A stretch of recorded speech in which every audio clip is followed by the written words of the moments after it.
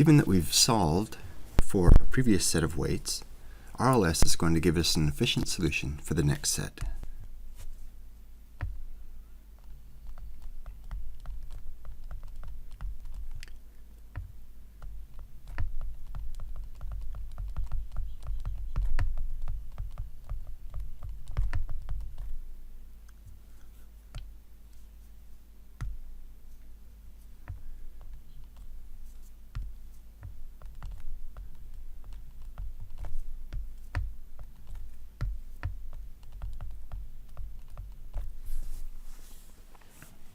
So we'll have several necessary steps.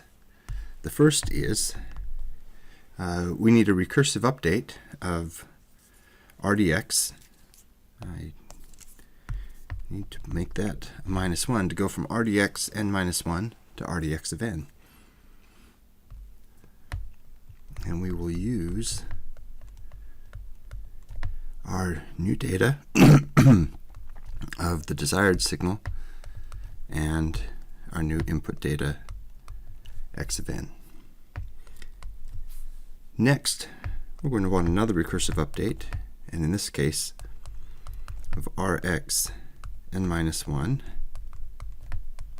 to Rx of n, and this one's going to just use our new vector x of n. Finally, we're going to want a recursive update of Rx inverse. We really don't want to calculate this again.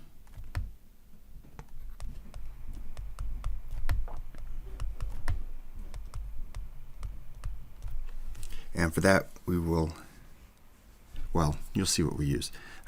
We'll essentially use our input vector x and our previous estimate, and we'll use the matrix inversion lemma.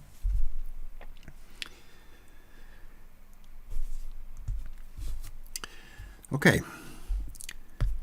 Finally, we've done a lot of setup for this particular problem. Let's see what we can do with it. We'll first define a growing window with a weighted error.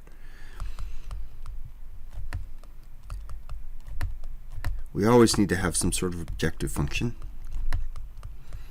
and so that'll be our error function. We want a growing window because we're going to start out with very little data, just a few samples, and from there we will come up with our weights. But then as we get more samples, we will want to include a greater window in coming up with these samples. So this C factor here that I'm not very good at writing is going to be our window. We're also going to call it, depending on how we do things, a forgetting factor. Because while the window may grow, if we have something non-stationary, we may want to forget the errors from a long time ago, because we would like to focus on how things are developing in the current situation. So E itself, I guess I've written it in terms of I there, let's do it here, will not be unfamiliar, except that we are going to use our current weights at time n.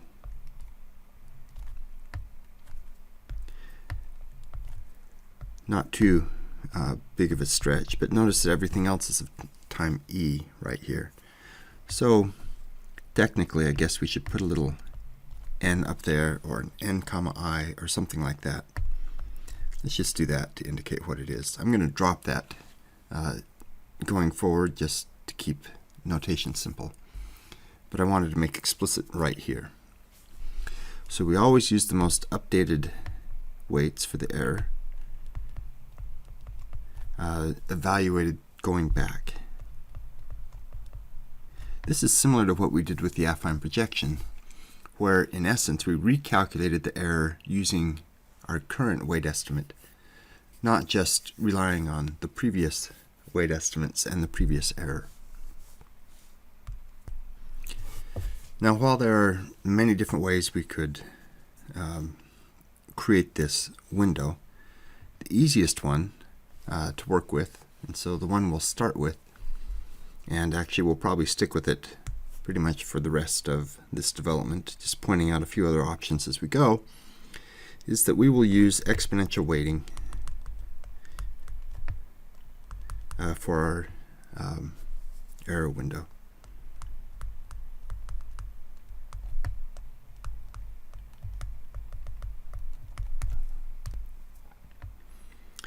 So it's simply then lambda to the n minus I, and we want our lambda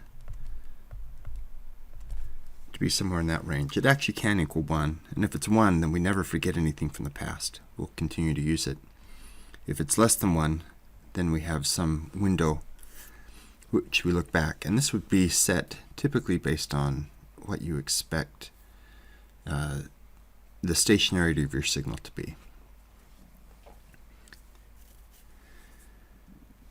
So to mirror what's going on here and to simplify things a little bit, recall that we need to have some kind of an estimate of RDX. And so we'll define it this way.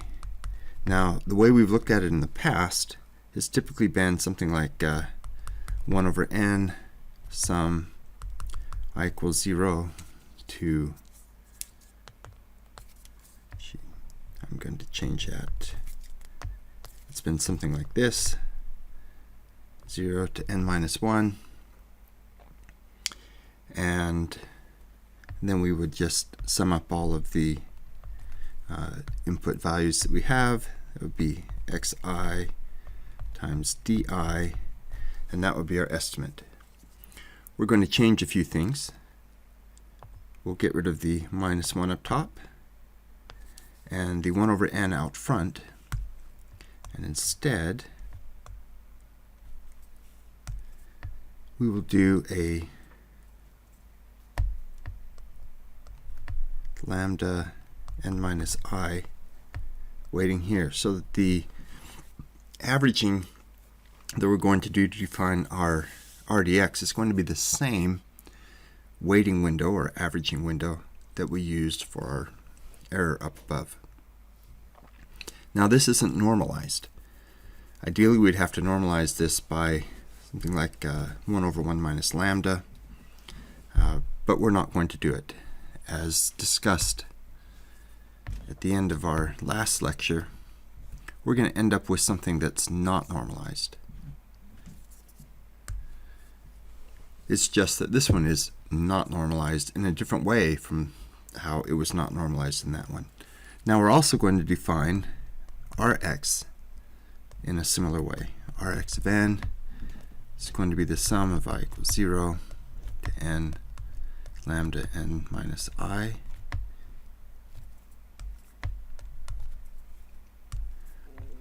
times the outer product of our input vector x. Because I need to change there, indexed by I. So based on these two definitions, we can have our recursive updates. That's one of the requirements we had above. So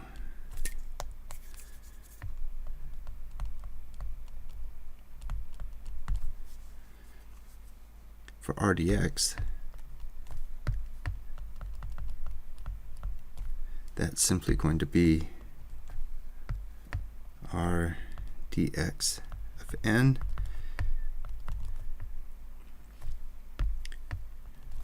we deweight, or our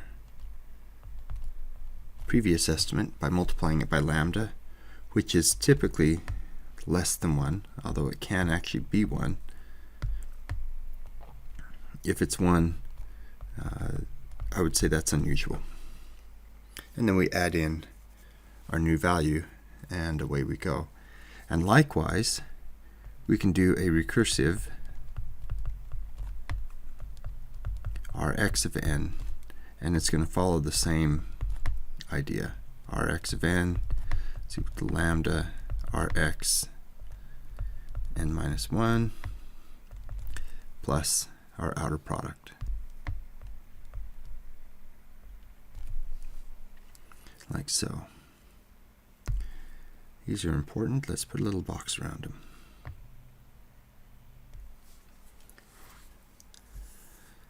Okay. So we now have a recursive update of RDX and of Rx. It's time to come up with a recursive update of Rx inverse. That one's going to take a little bit more work, and we don't have a lot of room on this page, so we'll move on to page 2. So to update Rx inverse, we will use the matrix inversion lemma.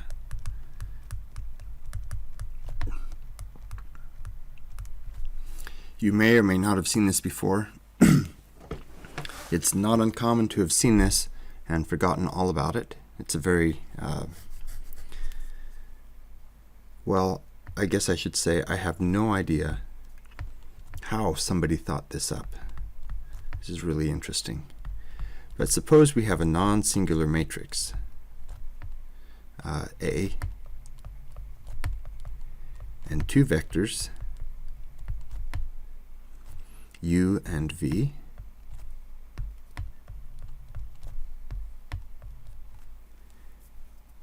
Then the matrix inversion lemma states that A plus the outer product of U and V inverse is equal to A inverse minus A inverse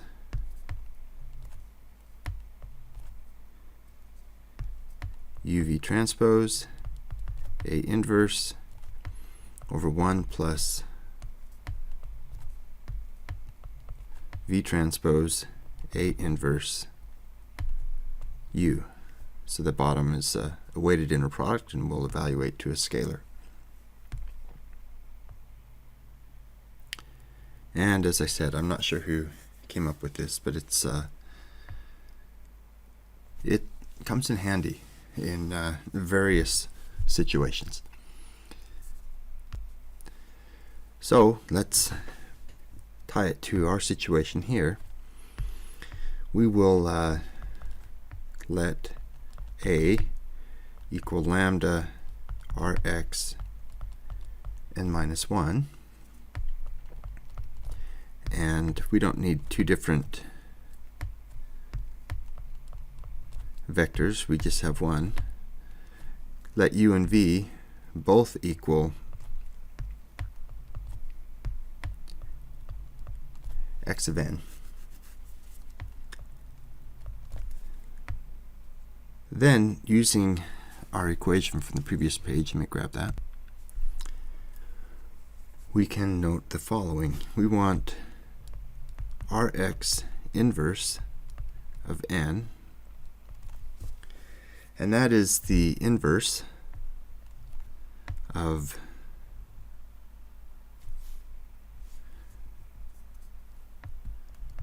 lambda Rx n minus 1 plus xn transpose inverse. So this is now looking like our matrix inversion lemma, where we have the outer product of our two vectors and our matrix A.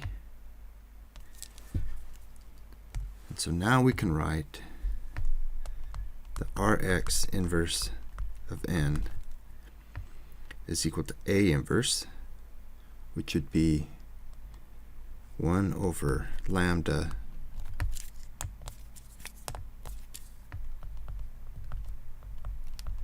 Rx inverse n minus 1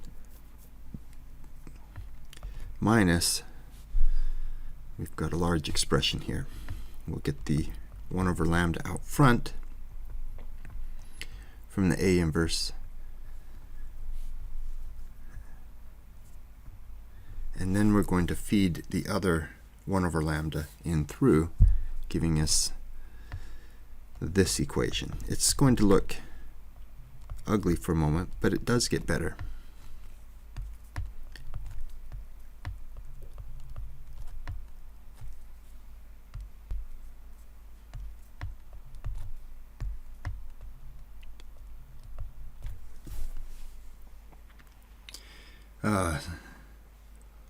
So right now you might be thinking, I don't know if this looks better than just doing the inverse.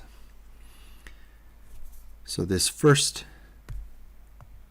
thing right here, that's simple enough.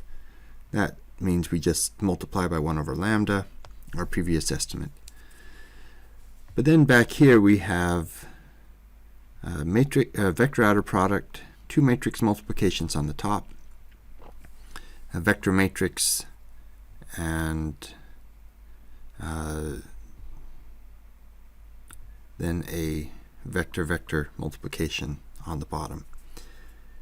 Well, the first thing we'll do is let's try to simplify this a little bit.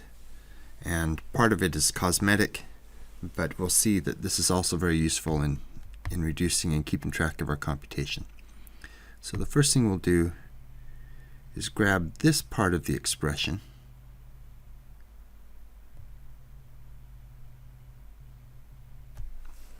right there, and we will call that, it's a vector,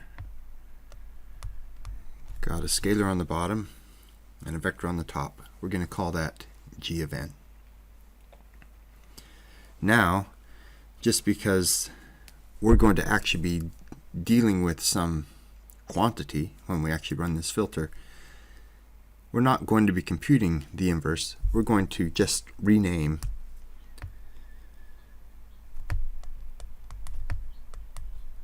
our inverse and call it P of n is equal to Rx inverse at time n. Okay, so a couple important little things. Now, using our P, we can rewrite our g of n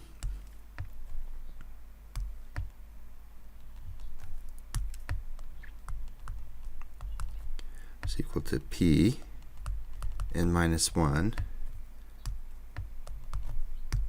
times x. I don't know about you, but sometimes just having it look less cluttered makes the equation appear a little bit more tractable and understandable.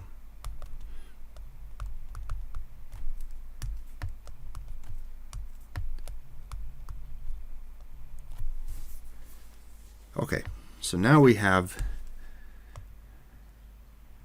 broken this down. That's still a little bit of computation, but it's not quite as bad.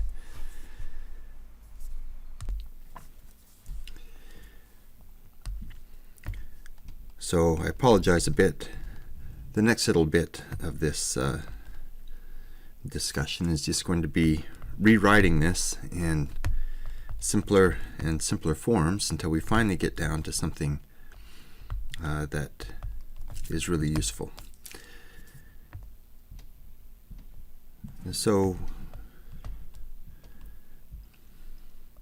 if we factor out the 1 minus lambda, and we use the fact that Pn is Rx of n and Pn minus 1 is Rx n minus 1 inverse. And then we can bring our g over here, and that kind of hides this 1 over mess that we have going on. And we multiply that by x transpose, and put in our P. And we see right away that we can factor out the P of n minus 1. And if nothing else, this is starting to look a lot better. So we'll put a box around this, and it'll become one of the equations that we use in our operation. Okay, so if you will, the ugliest equation we have so far to work with is this g of n. But it turns out that we can do a recursive update to find our g of n. So here's g of n copied from up above.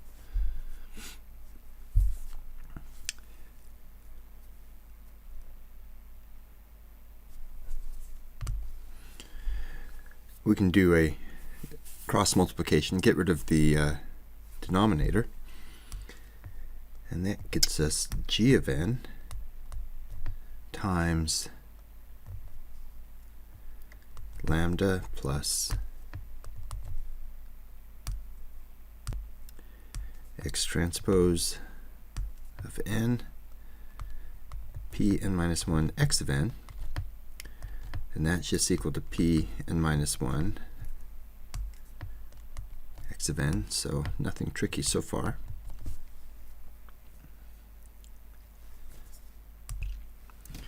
So now let's multiply through our g and do a few steps at once just to keep the writing clear. So we've multiplied our g through that parentheses and we get a lambda times g. So we'll now isolate that particular g, and we'll have now pn minus 1 from here, and we're going to factor out our x because we have an x here and here. So pn minus 1 minus, and here's the rest of that expression, x transpose n p n minus 1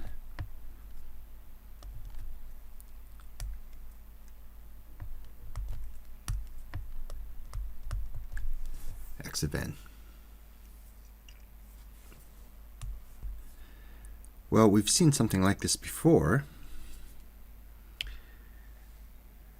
This part right here is the same as what we had up above.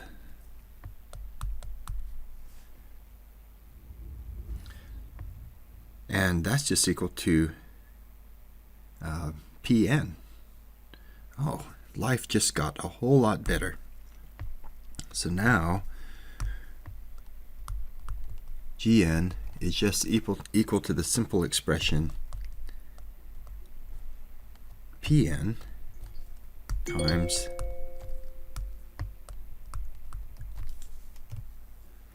x of n.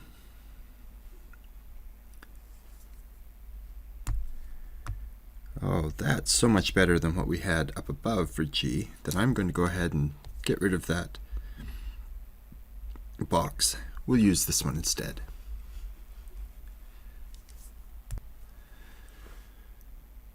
Well, it should be worth noting that Pn is equal to Rx inverse of n. So if we put that in there, then we get g of n is equal to Rx inverse of n times x of n. Well, this is really similar to something we've seen before. The normal equation, instead of x of n, had rdx. But other than that, it looked the same, right? It was the inverse of the autocorrelation matrix times this x thing. So it's just the linear, I guess, this gain vector g, and that's why we call it that, is just the solution to the linear equations Rx times g is equal to x.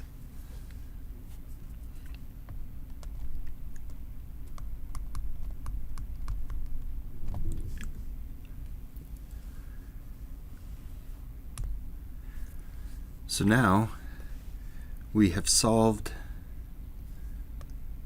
our necessary steps. We haven't yet worked out the recursive updates for W. That's going to be in our next lecture, and it's not too hard because now we have a recursive update for RDX, we have a recursive update for Rx, and we have a recursive update for Rx inverse. So just as a reminder,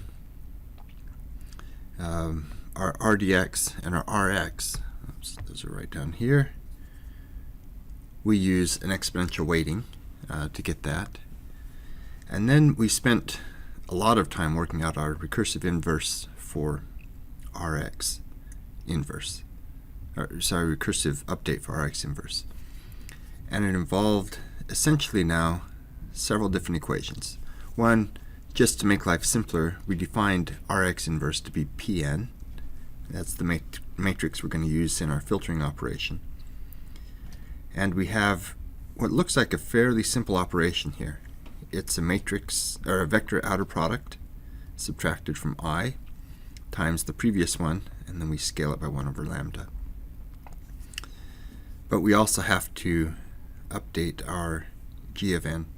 So we'll see how this comes together in our next lecture.